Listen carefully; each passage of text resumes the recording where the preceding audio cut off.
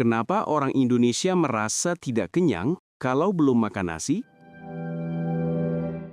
Mari kita tanya AI.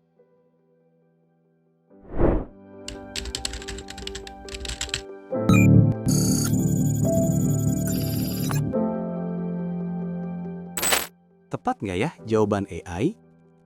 Kita verifikasi ke tim riset historia.id. Poin 1, udah tepat. Menurut arkeolog Supratikno Raharjo, dalam peradaban Jawa, dia menjelaskan bahwa saat itu masyarakat Mataram kuno memang banyak mengonsumsi dan menjadikan beras sebagai bahan utama dalam makanan sehari-hari. Karena beras dianggap bisa menjadi makanan yang menghilangkan rasa lapar dan mengenyangkan. Hal ini diperkuat oleh Titi Surtinastiti dalam pasar di Jawa masa Mataram kuno yang menjadikan beras sebagai komoditas utama dalam mengekspor perdagangan. Hingga saat itu beras dianggap menjadi produksi yang paling unggul dalam melakukan ekspor impor. Berarti nomor 1 sudah tepat. Poin kedua, penjelasannya udah oke, tapi AI nggak menjelaskan kenapa kebiasaan ini akhirnya terbentuk. Menurut sejarawan Fadli Rahman, kebiasaan memakan nasi itu memang sudah ada sejak masa Kerajaan Mataram kuno. Meskipun paradigma ini sebenarnya sempat berubah pada pasca kemerdekaan saat Presiden Soekarno mendorong masyarakat untuk memberantas buta gizi. Karena hal ini dianggap kalau kita makan beras aja, gizinya itu tidak seimbang dan tidak maksimal. Makanya saat itu Purwo Sudarmo mencetuskan 4 sehat 5 sempurna supaya masyarakat tidak hanya makan dari nasi. Tapi pandangan ini kembali berubah pada masa kepemimpinan Presiden Soeharto di era Orde Baru. Saat itu Presiden Soeharto menggembur-gemborkan untuk melakukan swasembada pangan terutama dalam beras.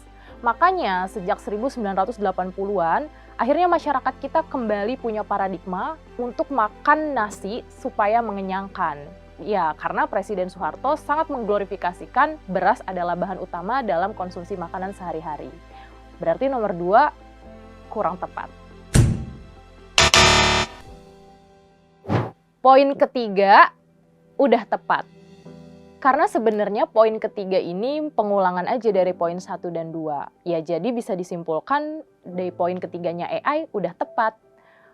Meskipun tadi sudah banyak penelitian yang menjelaskan bahwa sebenarnya makan nasi atau makan beras itu tidak memiliki gizi yang maksimal dan Presiden Soekarno juga menggaungkan untuk memberantas buta gizi, tapi program ini tidak berjalan secara maksimal dan tidak bertahan lama. Hingga akhirnya pada masa kekuasaan Presiden Soeharto, akhirnya paradigma itu kembali ke masyarakat. Masyarakat memandang bahwa makan nasi atau makan beras adalah sesuatu yang mengenyangkan dan menghilangkan rasa lapar. Berarti nomor 3 sudah tepat.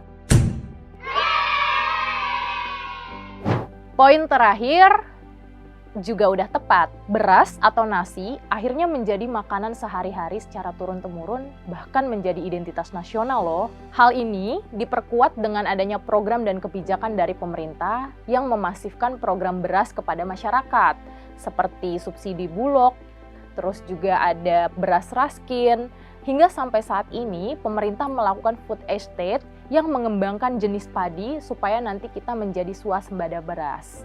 Berarti nomor terakhir sudah tepat. Nah, dari keempat jawaban yang dikasih sama AI, akhirnya kita paham nih, kenapa sih orang Indonesia selalu merasa belum kenyang kalau belum makan nasi? Ya, karena tadi prosesnya sangat panjang dan hal ini diperkuat oleh program-program dan juga kebijakan dari pemerintah. Tapi lagi-lagi aku nggak bosen untuk ngingetin teman-teman jangan bergantung sama AI. Kalau mau tahu kenapa sejarahnya masyarakat kita lebih bergantung kepada nasi, boleh aja tanya sama AI, tapi tetap harus cross-check lagi ke sumber yang valid dan terpercaya. Next, kita bahas apa lagi ya? Jangan lupa subscribe, like, komen, dan share sebanyak-banyaknya. Dadah!